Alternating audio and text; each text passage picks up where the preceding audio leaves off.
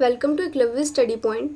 बच्चों, आज हम क्लास 9 ज्योग्राफी चैप्टर 1 को देखेंगे, जिसका नाम है भारत का आकार और स्थिति। जैसे कि आपको चैप्टर के नाम से ही समझ में आ रहा होगा, इसमें हम भारत के आकार के बारे में, स्थिति के बारे में, पड़ोसी देश, ये सारी चीज़ें जानेंगे। बच्चे, मेन बात शुरू करने से पहले आपको कुछ बेसिक चीज़ें जान लेनी बहुत ज़्यादा ज़रूरी होती है, जिससे आपका पूरा चैप्टर क्लियर हो सके। सबसे पहले हम देखते हैं अक्षांश रेखाएं क्या होती हैं। अक्षांश रेखाओं को कोई डेफिनेशन के थ्रू याद करने की ज़रूरत नहीं है आपको, बस आप इतना समझिए, ग्लोब पे जो रेखाएं लेटी हुई होती हैं हम उन्हें कहते हैं अक्षांश रेखाएं। ये जो लेटी हुई रेखाएं हैं, ठीक है। और जो खड़ी रेखाएं होती हैं हम उन्हें कहते हैं देशांतर रेखाएं। अक्षांश को इंग्लिश में लैंगिट्यूड लाइंस और देशांतर को लॉन्गिट्यूड लाइंस कहते हैं। जो अक्षांश और देशांतर ये रेखाएं हैं, ये पृथ्वी पर है नहीं सच में, लेकिन ये ग्लोब पे ज़रूर होती है। क्यों होती है, हमने क्यों बनाई है, इसका महत्व आप इस तरह से समझ सकते हैं। जैसे हमने एक लाइन खींची है, अगर मैंने लाइन खींच दी और मैं आपसे पूछूं कि ये कितने सेंटीमीटर होगी, तो आप अपने अंदाजे से बताएंगे। कोई कहेगा 3 सेंटीमीटर, कोई कहेगा 4, कोई 5, कोई 5.5 भी कह सकता है। भाई, सबकी अपनी अपनी मर्जी है, जिसको जितना लगेगा, ठीक है। उसी तरह से हम, लेकिन एक चीज़ है स्केल के थ्रू हम क्या कर सकते हैं, इसकी बिल्कुल एग्जैक्ट बता सकते हैं कि ये कितने सेंटीमीटर है। उसी तरह से हमें कोई अगर महाद्वीप की या देश की स्थिति ज्ञात करनी होती है बिल्कुल एग्जैक्ट रूप से, एक्यूरेट, तो हम उसके लिए क्या करते हैं, ये अक्षांतर और देशांतर रेखाएं हमने बनाई हैं, ठीक, जिससे हमें पता चल जाता है कि कोई भी जो हमारा देश है वो कहाँ पे स्थित है, कितने अक्षांश डिग्री पे उत्तर में है, दक्षिण में, कितने अक्षांश पे, कितने देशांतर पे, इस तरह से बिल्कुल पता चल जाता है। इसलिए रेखाएं बहुत ज़रूरी होती है। इसी के साथ आप एक चीज़ और समझिए। मान लीजिए एक उत्तरी गोलार्ध और दक्षिणी गोलार्ध समझना आपको बहुत ज़रूरी है। गोलार्ध का मतलब क्या होता है, गोला, ठीक है। तो उत्तरी गोलार्ध मतलब ऊपर वाला गोला, ये ऊपर हमारा उत्तर होता है, और नीचे वाला दक्षिणी गोलार्ध मतलब दक्षिणी गोला, ठीक है। ये भी आपने चीज़ें समझ ली। जैसे कि आप पहले भी इमेज में देख चुके हैं और इस इमेज में भी देख रहे हैं कि ये जो हमारी इस तरह से ये वाली लाइन है, ये कौन सी है, अक्षांश रेखा है, लेटी हुई लाइन है, ठीक है। और ये जो खड़ी हुई लाइनें हैं कौन सी है, देशांतर रेखाएं। और इसी के साथ आप ये देख रहे हैं बिल्कुल नॉर्थ पोल और नीचे साउथ पोल, उत्तरी गोलार्ध ऊपर और नीचे दक्षिणी गोलार्ध है। इसी के साथ हम आपको कुछ लाइंस के बारे में और बताते हैं बच्चे। भूमध्य रेखा, कर्क रेखा और मकर रेखा क्या होती है। आपने ये नाम पहले भी सुने होंगे, लेकिन आज हम इन चीज़ों को बिल्कुल क्लियर करेंगे आपके सामने। देखिए, 3 रेखाएं होती हैं हमारी, जिस तरह ये रेखा है उसी तरह हमारी 3 रेखाएं और होती हैं। बीच की जो रेखा है हमारी, उसे हम कहते हैं भूमध्य रेखा, ये वाली। जो ऊपर वाली रेखा होती है इसे हम कर्क रेखा के नाम से जानते हैं, और जो हमारे सबसे नीचे है इसको मकर रेखा के नाम से।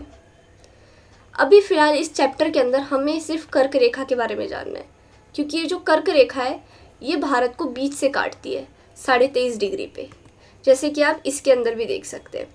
ये हमारे इंडिया का मैप है। इस इंडिया के मैप में जो आपको बीच में रेखाएं दिख रही है, ये वाली, ये हमारी कर्क रेखा है। ये जो कर्क रेखा है ये भारत को बीच से काटती है 2 बराबर भागों में 23.5 डिग्री पे, ठीक है बच्चे। इसके साथ आपको कुछ दिशाओं का ज्ञान भी बहुत ज़रूरी है कि हमारी मुख्य रूप से वैसे तो 8 दिशाएं होती हैं, लेकिन अगर आप 4 को समझ लेंगे तो बाकी 4 को भी आप अपने आप समझ सकते हैं। ऊपर जो होती है हमारी उत्तर होता है, नीचे हमारा दक्षिण होता है, इधर पूर्व, और यहाँ पश्चिम, ठीक है बच्चे। इसे हम नॉर्थ कहते हैं इंग्लिश में, यहाँ साउथ, इधर ईस्ट, और यहाँ पे वेस्ट। तो बच्चे, हमारी ये जो 4 दिशाएं हैं इन्हें हमें अच्छे से समझना होता है। ऊपर हमेशा उत्तर होता है हमारा, नीचे दक्षिण, राइट साइड में हम देखें तो हमारा पूर्व, और लेफ्ट साइड में हमारा पश्चिम। ये तो हमारी 4 मेन दिशाएं होगी। अब मैंने आपको क्या बोला था पहले, 8 दिशाएं। तो मान लीजिए कोई चीज़ अगर यहाँ स्थित है, हम उसे क्या बोलेंगे, उत्तर और पूर्व के बीच स्थित है। तो इस तरह से बोलना अजीब लगता है, ठीक है। तो हम इसे क्या बोलते हैं, उत्तर पूर्वी, उत्तर पूर्वी पे स्थित है। यहाँ बोलते हैं दक्षिण पूर्वी। ये साइड होती है हमारी दक्षिण पश्चिम। और यहाँ होती है हमारी उत्तर पश्चिम। इस तरह से हम 8 दिशाएं हो जाती है फिर हमारी। ठीक है बच्चे, तो आपको ये चीज़ हमेशा याद रखनी है। अब हम अपने चैप्टर की तरफ बढ़ते हैं। आपको सारी चीज़ें यहाँ पे बेसिक क्लियर हो चुकी होंगी। अब आप चैप्टर को अच्छे से समझ जाएंगे। जो भारत है एक विशाल देश है, ये तो हम सभी जानते हैं, और ये उत्तरी गोलार्ध पर स्थित है। जैसे कि अभी हम पढ़ के आए 2 गोलार्ध होते हैं, तो हमारा भारत कहाँ स्थित है? उत्तरी गोलार्ध पर। मुख्य रूप से 8.4 उत्तर से 37.6 उत्तर अक्षांश पर स्थित है। जो हमने अक्षांश और देशांतर रेखाओं का अभी ज्ञान लिया है, उसमें से हमारे कहाँ पे स्थित है? 8.4 उत्तर से 37.6 उत्तर अक्षांश पे। और यही देशांतर पे हम देखें तो 68.7 पूर्व से 97.25 पूर्वी देशांतर तक हमारा भारत स्थित है। ये जो नंबर्स हैं हमें याद करने पड़ेंगे, लेकिन हमें उत्तर और अक्षांश और देशांतर क्या होता है ये तो पता है, बस ये नंबर्स हमें थोड़ा सा याद करने होते हैं और कुछ भी नहीं है बच्चे। कर्क रेखा जो मैंने आपको भी बताई और दिखाई भी कि भारत को बीच में 2 बराबर भागों में काट रही है, तो वो कौन से पे काटती है? 23.5 डिग्री पे, 23.30। अब देखिए यहाँ पे दक्षिण पश्चिम क्षेत्र में दक्षिण व अरब सागर स्थित है, जो हमारा दक्षिण पश्चिमी क्षेत्र है। जैसे कि आप मैप में देखते हैं इन सारी चीज़ों को, जैसे ये इंडिया का मैप है हमारा, तो इसमें भी अगर हम 4 दिशाओं के हिसाब से देखें, यहाँ पे हम एक बार दिशाओं वाला बना लेते हैं ताकि आपको इजीली समझ में आए। तो अभी हमने समझा है कि नीचे में है दक्षिण और पश्चिम, तो हमारे लिए देखिए दक्षिण पश्चिम क्षेत्र यानी ये इस वाले क्षेत्र पे, तो यहाँ पे क्या है बच्चे? अरब सागर है। यहाँ पे हमारे अरब सागर स्थित है। यहाँ हमारा ये अरब सागर है दक्षिण पश्चिमी क्षेत्र पे, और ये लक्षद्वीप है। तो यही बात वहाँ पे लिखी गई कि दक्षिणी पश्चिमी क्षेत्र पर अरब सागर और लक्षद्वीप स्थित है। वहीं दक्षिणी पूर्वी क्षेत्र पर यानी हमारा इस साइड वाला ये एरिया जो है, यहाँ पे क्या है? बंगाल की खाड़ी स्थित है। ये जो आपको यहाँ पे वाटर दिखता है उसे बंगाल की खाड़ी कहते हैं, और ये है हमारे अंडमान और निकोबार द्वीप समूह। बिल्कुल यही सेम बातें इस लाइन्स के अंदर है और कुछ भी नहीं है। दक्षिण पश्चिम क्षेत्र में अरब सागर स्थित है, दक्षिण पूर्व में अंडमान और निकोबार बंगाल की खाड़ी स्थित है। यही चीज़ है। अब आपको भारत की जो स्थिति है पूरी तरह समझ में आ गई होगी। कर्क रेखा पे कहाँ है, अक्षांश और देशांतर पे कहाँ है, गोलार्ध में हम कहाँ हैं। अब हम आगे देखते हैं। अब आकार जो है हमारा, आकार क्या है? अगर हम पूरे विश्व के इसमें देखें तो हमारे आकार जो है 2.4% में अगर देखना चाहें तो 2.4% है पूरे। अगर हम विश्व में देखें हमारे पास भौगोलिक कितनी स्थिति है, भौगोलिक क्षेत्र कितना है, तो पूरे परसेंटेज में पूरे लैंड का 2.4% हमारे पास है। वहीं अगर हम इसे लाख वर्ग किलोमीटर में देखें तो 32.8 लाख वर्ग किलोमीटर हमारे पास है, और यही परसेंटेज में 2.4%। ये जो है 7वां बड़ा देश है। तो जैसे कि आप यहाँ पे देख सकते हैं इंडिया से बड़े बहुत सारे हैं, जैसे चाइना है हमारा, रशिया है। ठीक है, ये कितने बड़े बड़े हैं। तो हम ऐसी लार्ज कंट्री के हिसाब से हम 7वें पे आते हैं, 7th प्लेस है हमारा। जो भारत की स्थल सीमा है 15,200 मीटर है बच्चों। कितनी है? 15,200 मीटर स्थल सीमा है। अब हमारे पास स्थलीय स्थल तो है नहीं, हमारे पास तो समुद्र तट भी है बच्चे, और समुद्र तट में हम जो है अंडमान और निकोबार को भी गिनते हैं क्योंकि वो भी तो भारत का हिस्सा है। तो इसलिए अगर हम अंडमान और निकोबार को भी मिला के द्वीप समूह को भी मिला लें और उसके बाद हम अपना अगर एरिया देखें तो कितना होता है? 7,516.63। ये हमारा पूरा एरिया होता है लैंड को छोड़ के, जितना हमारे पास समुद्र है उसको देख के। ये आपको कुछ नंबर्स हैं, बस ये याद करने पड़ेंगे, इतने ज़्यादा कठिन नहीं है। बिल्कुल 7वां देश है, 2.4% है। ये बहुत छोटी छोटी चीज़ें हैं, अगर आप 1 से 2 बार पढ़ेंगे तो आपको ये डाटा भी बिल्कुल याद हो जाएगा। अब देखिए जो हमने पीछे भी पढ़ा था वही सारी चीज़ें इसमें दोबारा आ रखी हैं और कुछ भी नहीं है बच्चे। भारत के उत्तर पश्चिम, उत्तर तथा उत्तर पूर्वी सीमा पर वल्लीद पर्वत है। दक्षिण का भूभाग उत्तर से चौड़ा है। इन चीज़ों को अगर आप इस तरह से मैप में देखें तो ज़्यादा समझ में आएंगे। देखिए उत्तर का भाग चौड़ा है, जो ऊपर का भाग है ये हमारा चौड़ा दिखता है हमें। जो दक्षिण का भूभाग है उत्तर से चौड़ा है। ठीक है, दक्षिण का भूभाग चौड़ा है और उत्तर से।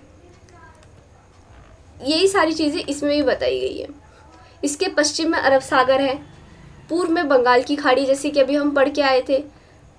अक्षांश और देशांतर का विस्तार लगभग 30 है। गुजरात से अरुणाचल प्रदेश का जो समय है 2 घंटे में अलग है। देखिए यहाँ पे हमारे गुजरात है, अगर गुजरात का टाइमिंग देखेंगे और आप यहाँ अरुणाचल प्रदेश का टाइमिंग देखेंगे तो 2 घंटे का फ़र्क हो जाता है। अगर यहाँ पे 1 बज रहा है तो यहाँ पे 3 बज रहे हैं, इस तरह से, क्योंकि ये जो है इतना ज़्यादा हमारे पास लैंड है, इसके हिसाब से भी होता है। और हमारे उसमें तो 2 घंटे का ही फ़र्क है। लेकिन ऐसा कहा जाता है जो चाइना और रशिया जैसे देश है, अगर उनके हम पूर्वी और पश्चिमी इलाके को देखते हैं ना, तो कहीं दिन है तो कहीं रात है, इतना ज़्यादा फ़र्क होता है, 7-7 8-8 घंटे का फ़र्क होता है टाइमिंग पे। तो हमारे वहाँ तो सिर्फ 2 ही घंटे का फ़र्क है बच्चे। और यही बातें बोली थी। दक्षिण में जो है, इधर हमारे पश्चिम में क्या है, अरब सागर है, पूर्व में हमारे पास बंगाल की खाड़ी है, और 2 घंटे का फ़र्क है। ये सारी बातें।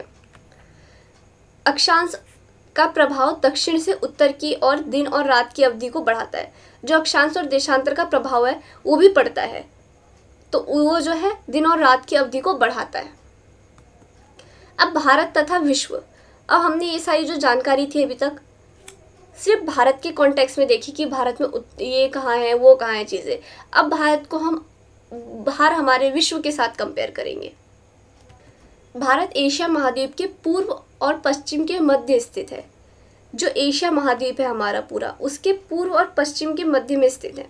ये पूरा हमारा एशिया महाद्वीप है, ठीक है। अगर हम एशिया महाद्वीप में देखें तो पूर्व और पश्चिम में हमारा इधर जो है इस तरह से बना के देखिए आप, तो इस महाद्वीप के हम पूर्व और पश्चिमी स्थित है, बिल्कुल इस तरह से सेंटर में कह सकते हैं। इधर ना हम पूरे दक्षिण में है, ना उत्तर में है, ना पूर्व में पूरे, ना पश्चिम में, तो हम पूर्व और पश्चिम के मध्य स्थित है। एशिया महाद्वीप का दक्षिणी विस्तार है हिंद महासागर, जो कि पश्चिम में यूरोपीय देशों और पूर्व में एशियाई देशों से मिलता है। ये देखिए, इस बात को भी आप समझिए। जो दक्षिण अभी हमने जैसे बनाया था, तो दक्षिण में हमारे क्या आता है, यहाँ पे इंडियन ओशियन यानी हिंद महासागर आता है, ठीक है। और ये हमारा जो हिंद महासागर है ये यूरोपीय देशों से हम कनेक्टेड है।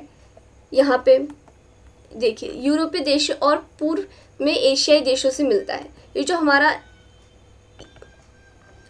इंडियन ओशन है ये पूर्व में, इसका अगर हम पूर्व देखें इधर, तो यहाँ पे भी मिल रहा है, और पश्चिम में हमारे किन से मिल रहा है, यूरोपीय देशों से। इधर यूरोपीय देशों से भी मिल रहा है, और पश्चिम में जो है दूसरे जो देश है हमारे, इनसे भी मिलता है।